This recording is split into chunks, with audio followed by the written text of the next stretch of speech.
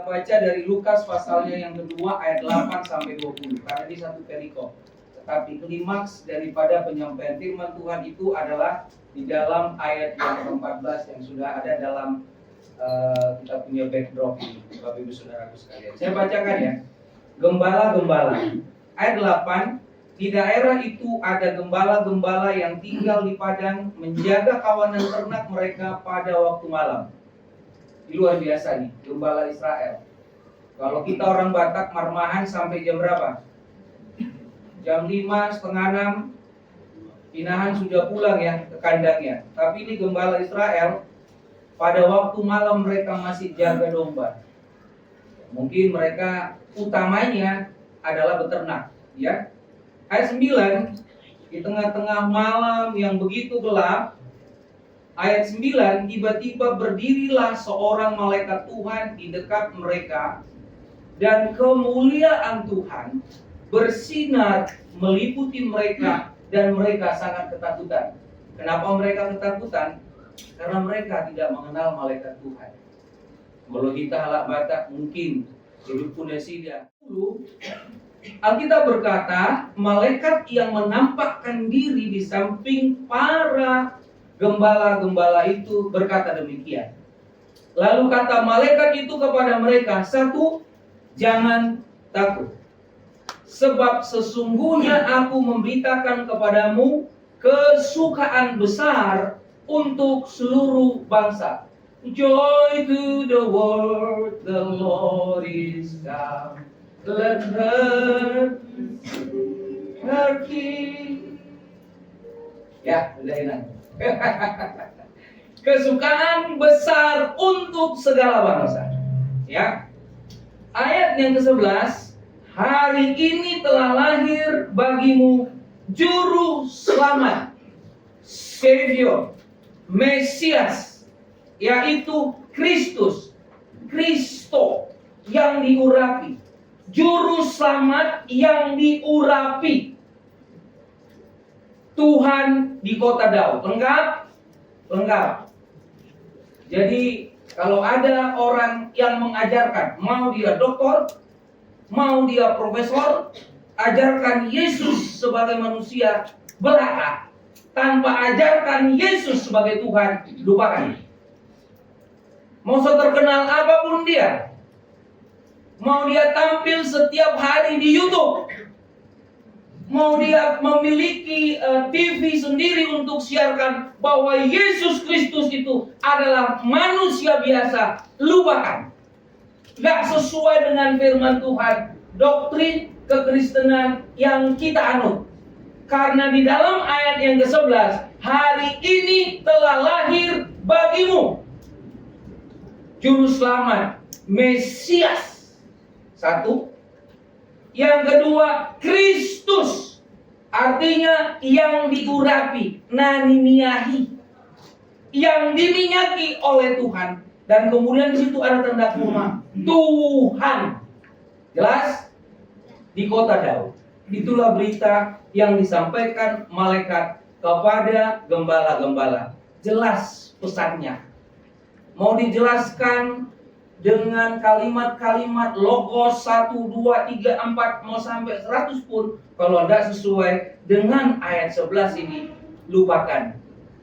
Yesus itu adalah Tuhan dan juru selamat. Amin. Ada amin di sini? Amin. HKBP harus mengimani karena doktrin kita salah. Ayat 12, dan inilah tandanya bagimu, kamu akan menjumpai seorang bayi dibungkus dengan lampin dan terbaring di dalam palungan. Dan tiba-tiba bersama-sama dengan malaikat itu. Jadi bukan sekedar malaikat saja, tapi bersama-sama dengan malaikat itu ada sekumpulan besar bala tentara sorga yang memuji Allah, memuji Tuhan. Katanya, kemuliaan bagi Allah di tempat yang maha tinggi, dan damai sejahtera di bumi di antara manusia yang berkenan kepadanya. kemuliaan bagimu di tempat maha tinggi. Orang Katolik memakai penggalan kalimat ayat 14 ini disebut dengan doksologi. Doksologi artinya pengagungan kepada Allah Trinitas, kepada Allah yang megah, yang agung, yang tinggi, yang berkuasa, yang memiliki kemampuan di atas semua kekuatan yang ada di bumi dan yang ada di sorga.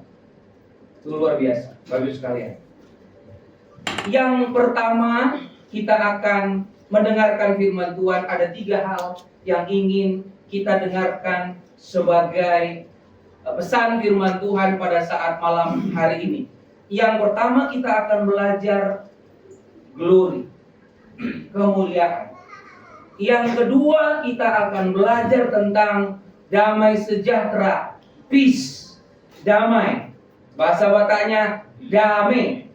Yang ketiga, whom he delight, damai bagi mereka. Whom, kepada mereka, he delight, yang diperkenan Tuhan, yang menyenangkan hati Tuhan, yang mengikut kehendak Tuhan. Mereka lah yang akan memperoleh damai Natal itu, Bapak Ibu Saudaraku sekalian.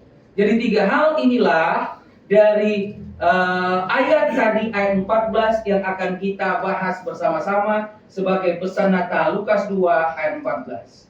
Yang pertama, glory to God in the highest. Kemuliaan bagi Allah.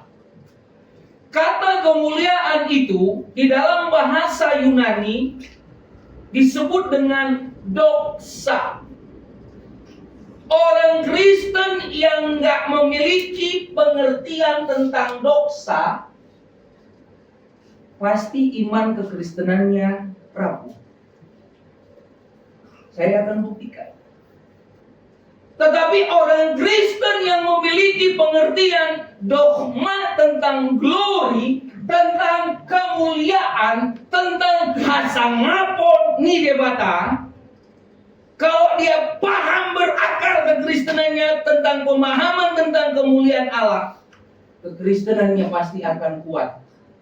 Kekristenannya pasti akan kokoh. Kekristenannya tidak mudah diombang-ambingkan oleh dunia. Kenapa? Karena yang ditawarkan Alkitab kepada kita ini semua adalah kemuliaan Allah. Alkitab tidak tawarkan kepada kita kalau kita ikut Yesus dapat emas 1 gunung. Sampai gunung itu disebut gunung emas. Alkitab tidak tawarkan kepada kita itu. Yang ditawarkan Alkitab kepada kita adalah glory of God, kemuliaan Tuhan. Sehingga kalau orang Kristen yang tidak memiliki pemahaman tentang kemuliaan Tuhan, ece-ece ini ternyata kekristenan ini. Saya buktikan ya. Roma pasal 8 ayat 18. Alkitab berkata seperti ini, yang dituliskan oleh Apostel Paulus. Kita baca sama-sama. 1, 2, 3. Sebab aku yakin bahwa penderitaan zaman sekarang ini tidak dapat dibandingkan dengan yang akan dinyatakan kepada kita. Coba, yang ditawarkan adalah hasangapo, glory, kemuliaan. Kira-kira kalau ditawarkan 10 miliar sama kita, pengganti penderitaan di dunia ini, coret itu kemuliaan, coret itu hasangapun di debata, coret itu doxa. Kalau saudara tidak tahu apa arti itu doxa, 10 miliar engkau akan ambil. Betul nggak? Pasti. Mengikut Tuhan Yesus tidak selalu enak. Mengikut Tuhan Yesus selalu dengan ada konsekuensi penderitaan. Inang, Amang, coba baca Ibrani pasal 11. Saya baca dulu ya. Tetap di sini. Kita baca Ibrani pasal yang 11. Ada yang tahu temanya itu Ibrani pasal 11? Tentang saksi-saksi iman. Tentang orang-orang yang kuat dan tetap teguh beriman kepada Yesus meskipun mereka harus mati mempertahankan imannya. Dan Alkitab berkata dunia ini tidak menjadi tempat bagi mereka. Mereka dihukum, mereka dianiaya, mereka menderita, mereka lapar, mereka dipenjara, dikejar-kejar, seolah-olah dunia yang sekarang Portibion bukanlah tempat yang enak bagi mereka. Kenapa orang-orang ini bisa kuat imannya?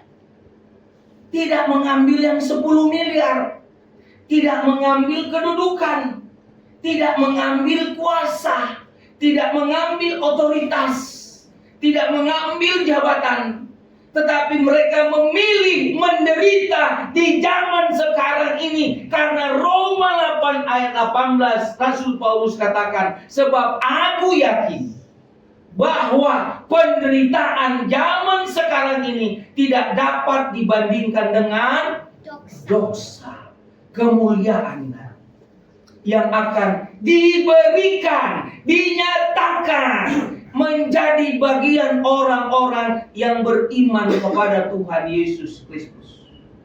Karena itu kita harus perdalam apa itu arti dosa kemuliaan. Doxa, glory to God, memiliki arti yang luas, arti yang banyak sekali, melampaui dari arti-arti berkat atau yang 10 miliar atau yang gunung mas atau yang disebut jabatan menteri, panglima, presiden, penguasa dunia ini sekalipun. Kenapa?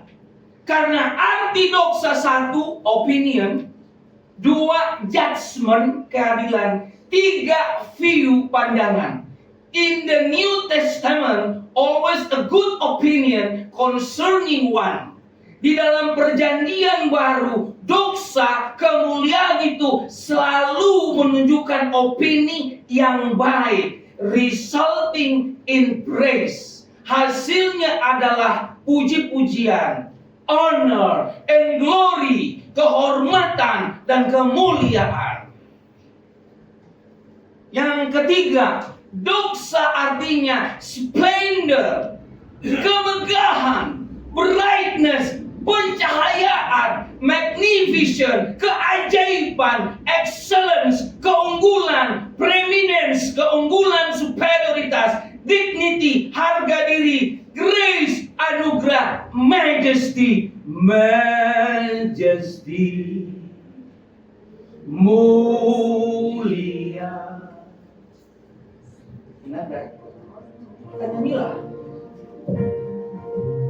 Sembah Raja mulia bagi Yesus, bagi Yesus, puji hormat dan kuasa.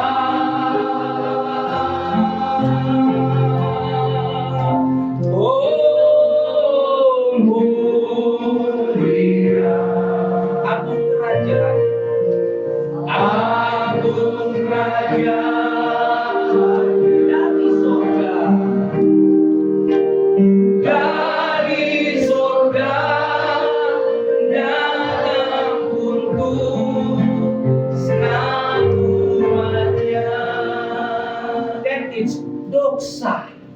majesty artinya.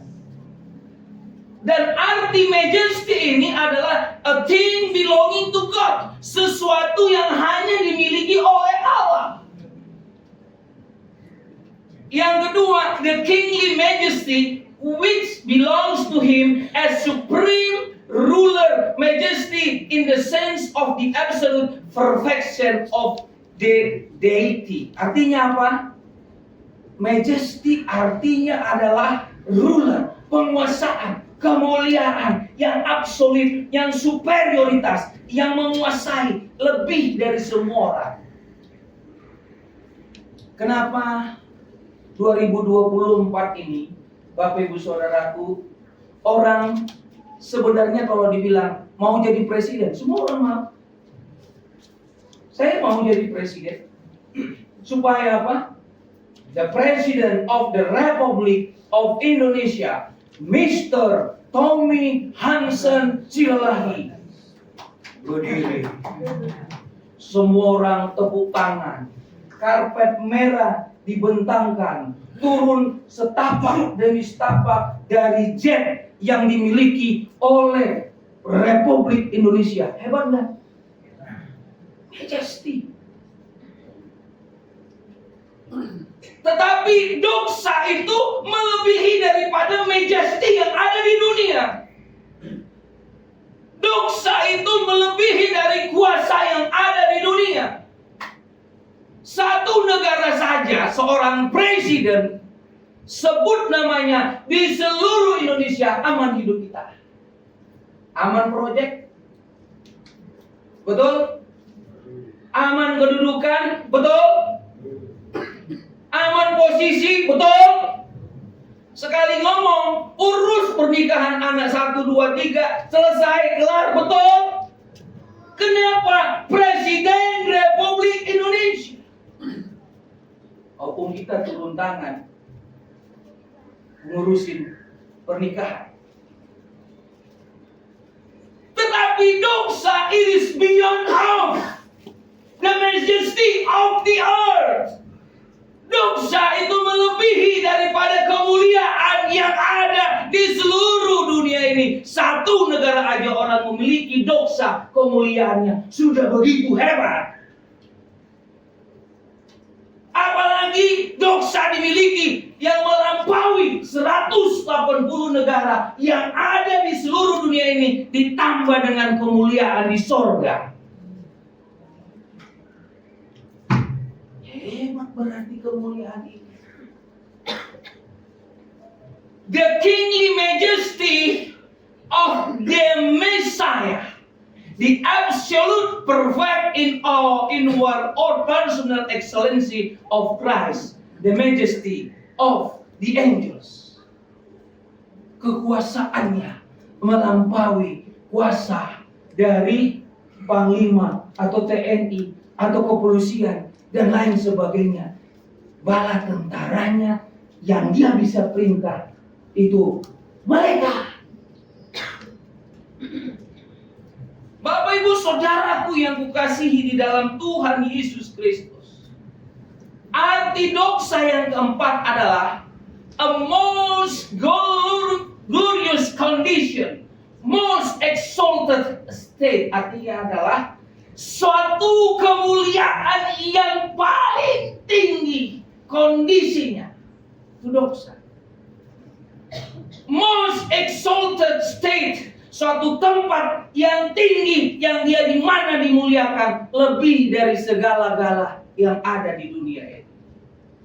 Of that condition with God, the Father in heaven, to which Christ was raised after he had achieved his work on earth. Itulah kemuliaan yang diberikan oleh Bapa kepada Tuhan Yesus Kristus, yang diterima oleh Tuhan Yesus, yang dimana dia sudah bekerja di dunia ini. Dan Alkitab berkata, apa yang didapat, dosa yang diperoleh, pemuliaan yang diperoleh oleh Tuhan Yesus itu akan diberikan kepada saudara, akan diberikan kepada gereja juga, akan diberikan kepada semua orang Kristen yang percaya kepada Tuhan Yesus Kristus. Inilah artinya kemuliaan di tempat yang maha tinggi yang dimiliki Allah diberikan kepada orang percaya. Paham sekarang apa artinya doktrina? Ditawarkan 10 miliar, masih maukah engkau meninggalkan dosa yang dari Tuhan? Sekarang setelah mengerti itu, setelah mengerti dosa, kuasa atas surga dan dunia, menghakimi orang-orang yang tidak percaya kepada Yesus, sekarang hidup di dunia ini, Tudiaku Dumatego itu khotbah bulan lalu, masih mau menggadaikan dosa untuk kemuliaan dunia? Sudah mana? Saudara-saudaraku yang kukasihi di dalam Tuhan Yesus Kristus, kita baca sama-sama. Yesaya 43 ayat 4, 1, 2, 3. Oleh karena engkau berharga di mataku dan mulia, dan aku ini mengasihi engkau, maka aku memberikan manusia Yesus sebagai gantimu dan bangsa-bangsa sebagai nyawamu. Hebat ini firman Tuhan. Sah, inkrah. Alkitab katakan, engkau berharga di mata Tuhan. Alkitab katakan, engkau mulia, marhasanya podoho. Dijolo di bata, di hadapan Tuhan. Hasian di batanoho. Hidup pula roh Tuhan Yesus tu portibio. Asa mendapat the glory of God di dalam kehidupan kita. Tepuk tangan loh.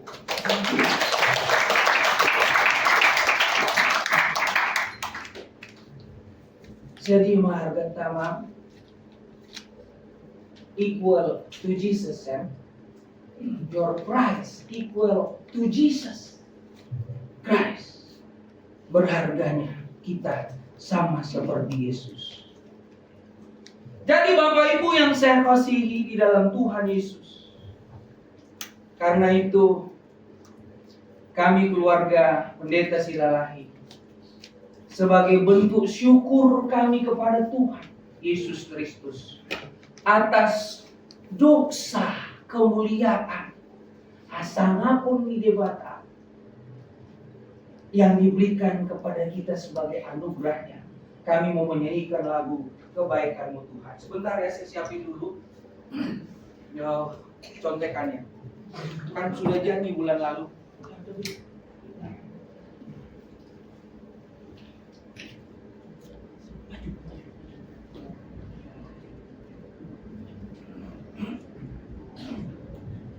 Sabar ya.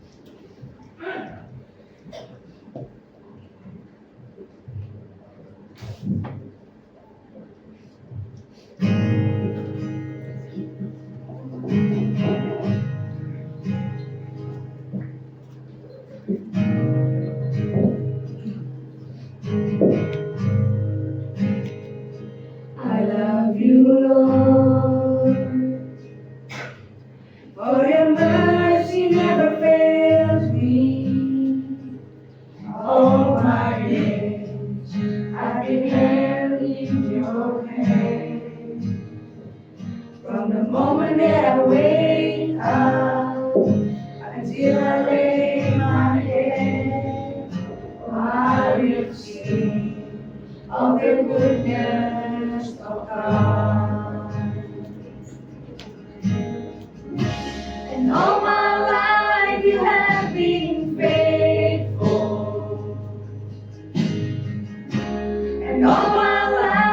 you have been so, so good. With every breath that I am able, oh, I will sing of the goodness of God. I love your voice. You have led me to the fire in the darkest night. You are close like no other. I've known you as a father. I've known you as a friend. And I have lived in the goodness of God. And all my life you have been faithful. And all my life you have been so, so good. With every breath that I am able, oh, I will sing of the goodness of God. Your goodness is running after, it's running after me. Your goodness is running after, it's running after me. In my life laid down, I surrender now. I give you everything. Your goodness is running after, it's running after me. Your goodness is running after, it's running after me. Your goodness is running after, it's running after me. With my life laid down, I surrender now. I give you everything. Your goodness is running after, it's running after me.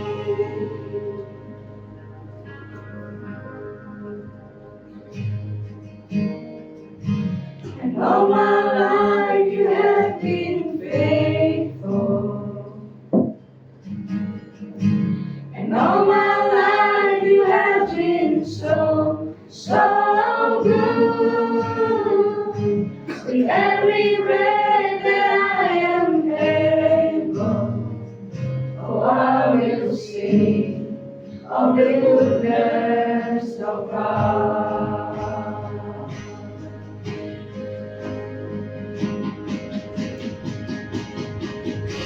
And all my life you have been faithful. And all my life you have been so, so good. With every breath that I am able, oh, I will sing of the goodness of God. I'm gonna sing of the goodness of God.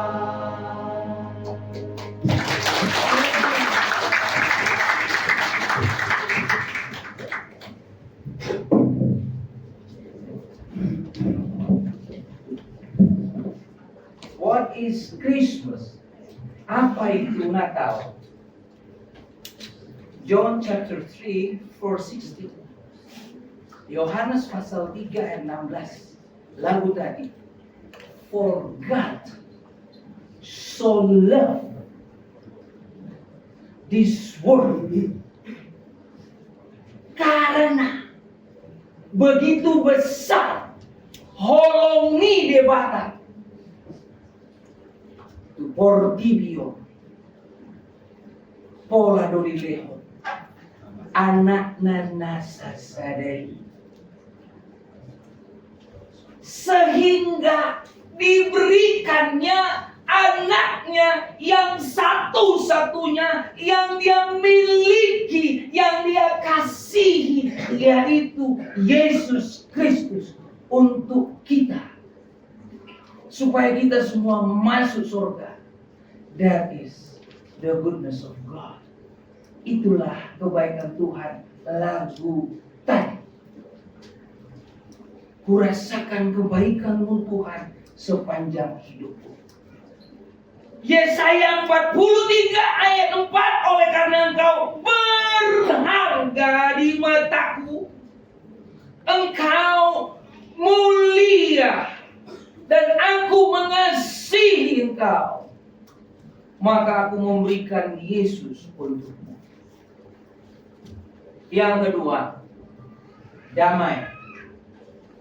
Dunia ini sekarang jauh dari damai. Coba, siapa di sini yang sudah dari opung turunan 3 turunan 4 turunan sampai sekarang berbeda? Kami, saya. Jadi doa di Kalimantan, di Luwu Timur, di Sulawesi. Sonakian lasir rohaku amang. Alana pajupang doau, dohot dongat tubuhku. Au sila istabungan dani, mar'u mahami parsau tau. Adong madisi kapolsek. Di arisan parsau tau. Molrido arisan parsau tau. Berarti semua marga ada di sana kan Inang? Marjamita mau. Alana Padita cepat langsung ketahuan marganya. Silalahi. Rupanya kapolsek yang ada itu situ juga silalahi. Dia silalahi raja. Aku silalahi Parmahan.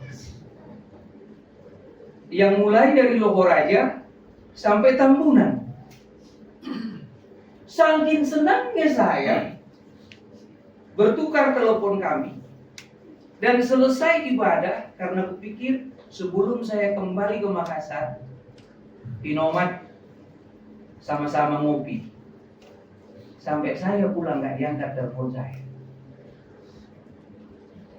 Saya mau nanya, dunia ini bisakah didamaikan dengan adat istiadat?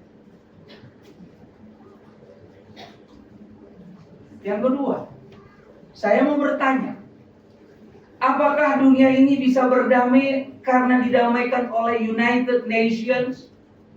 Tahu United Nations? PBB? Kita buktikan. Tuhan Yesus berkata di dalam Yohanes 14 ayat yang ke-27. Kita baca bersama-sama. 3, 2, 1. Damai sejahtera kutinggalkan kepadamu, damai sejahteraku kuberikan kepadamu, dan apa yang kuberikan tidak seperti yang diberikan oleh dunia kepadamu. Janganlah gelisah hatimu, janganlah gentar hati. Saya buktikan ya. Ini sudah bolak-balik didamaikan oleh United Nations. Berperang bukan sejak tahun 1948 berdirinya negara Israel di dunia. Berperang sejak Adam. Bukan sejak Adam. Sejak lebih tinggi yaitu Ishak dan Ismail. Sejak kemudian Simpson dan Delila, betul? Siapa Simpson? Apa bangsanya? Kok Simpson Filistin? Iya dong. Orang asing itu dengar khotbahnya. Gimana bro? Masa Filistin Simpson? Diakui nggak di Alkitab dan di Al-Quran? Betul ya. Yang ketiga, Daud dan Goliat. Siapa Daud? Raja Israel. Apa bangsanya? Israel. Siapa Goliat? Filistin. Apa bangsanya? Apa sukunya? 2000 tahun lalu peperangan mereka, 2500 sampai 3000 tahun yang lalu mereka sudah perang. Dan perang mereka ini kejam. Kejam sekali loh. Dalam konteks peperangan, Daud itu membunuh Goliat itu kejam sekali. Aman. Ipalele sama bangsa Israel. Maaf, nggak bisa disebut dengan kalimat kita, terlalu kasar. Goliat menghina bangsa Israel, pasukan bangsa Israel. Disuruh Bapak Isai pergi amang, abang-abangmu sama tentara Israel lagi perang Daud dan Goliat. Bawalah makanan ini buat abangmu ke sana. Kurang lebih seperti itu. Dibawa Daud. Ketika dibawa Daud, dia dengar, marah dia. Nasionalisme kenegaraannya muncul. Siapa ini bangsa yang tidak bersunat kok berani-beraninya menghina bangsa saya? Dia mendaftarkan diri supaya dia lawan. Dan Goliat bilang, gak usah terlalu kita bangsa terbangsa berperang. Satu lawan satu saja, mewakili bangsa-bangsa. Diterima si Daud perang sama Goliat. Diambil Daud ke tapelnya, dilemparkannya, kena ke sini Goliat. Goliat jatuh tumbang tapi belum mati. Datang Daud, diambil Daud pedang Goliat. Pedang Goliatlah sebenarnya yang membunuh si Goliat itu alatnya. Tebas lehernya, putus. Dan ketika putus, datanglah si Daud, dipegang rambutnya, kelilinglah dia kampung Filistin. Kejam gak? Kejam gak? Kejam. Tapi itulah konteks perang. Dan itu tidak akan pernah berakhir. Dan itu 2500, 3000 tahun lalu. Bahkan kalau kita tarik lagi Simpson Delila, kita tarik lagi Ishak dan Ismail, perang terus. Bagaimana bisa damai? Hanya Yesus yang bisa mendamaikan dunia ini. Kenapa? Karena Yesus katakan, glory to God in the highest, dan damai sejahtera bagi kamu di antara semua orang yang berkenan kepadanya. Miliknya. Damai sejahtera yang kuberikan kepadamu tidak sama dengan yang diberikan dunia. PBB sudah mencoba mendamaikan, sampai sekarang belum berdamai. Perancis, Inggris mendamaikan, enggak damai-damai. Yang mendamaikanlah Yesus. Mardamai mah adat nggak bisa mendamaikan. Bangsa-bangsa nggak bisa mendamaikan. Mardamai mahamu, damai nasian Tuhan Yesus. Amin. Natal ini mau berdamai sama abangnya? Yang belum berdamai? Udahlah bang, mau sila lahir aja bang. Abang buka, hasilnya kita berdamai. Second pak. Iya dong. Terakhir, yang berkenan kepadanya. Jadi semua yang tadi dosa, kemuliaan itu, dan yang kedua eiren itu, kalau ada nanti cucu atau boru mau punya anak, kalau ditanya, Opung kasih apa nama pahupunya? Keren loh, namanya eiren. Eiren itu artinya damai sejahtera. Itu bahasa Yunani.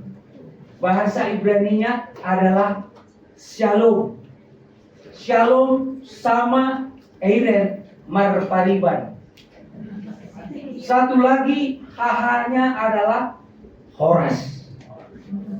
Horas, shalom, eiren, damai sejahtera sama. Ada di sini yang namanya eiren?